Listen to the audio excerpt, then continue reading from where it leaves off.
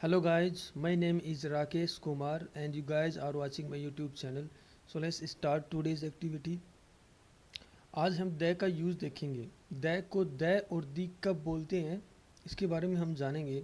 अक्सर हम wrong pronunciation करते हैं द का, तो चलिए आज उसी पे प्रकाश डालते हैं कि कब हम द को द और दी कब बोलते हैं।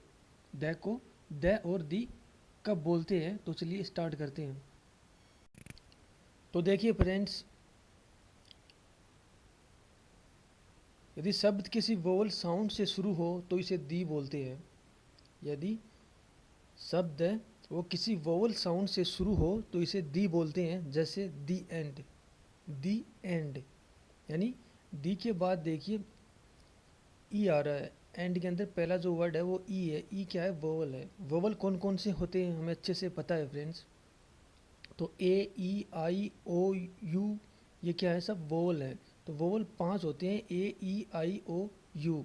अगर डी के बाद अगर वोवल आएगा तो हम द को दी बोलेंगे, हमेशा याद रखिएगा। जैसे फॉर एग्जांपल के लिए दी एंड, दी एंड यानी द के बाद ई आ रहा है तो ये दी हो गया, दी एंड।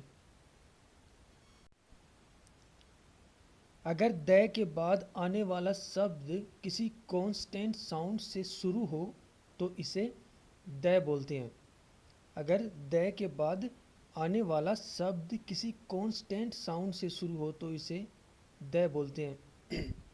कांस्टेंट साउंड से मतलब देखिए फ्रेंड्स, अगर शब्द का पहला वर्ड अगर कांस्टेंट है तो उसके पहले अगर द है तो उसको हम द ही बोलेंगे।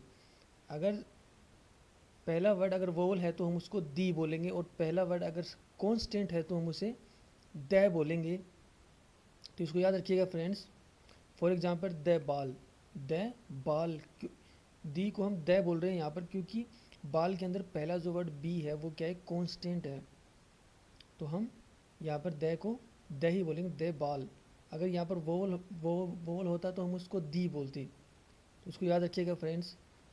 सो फ्रेंड्स, अगर इफ़ आपको ये वीडियो पसंद आया तो please do like and subscribe my YouTube channel for more these videos.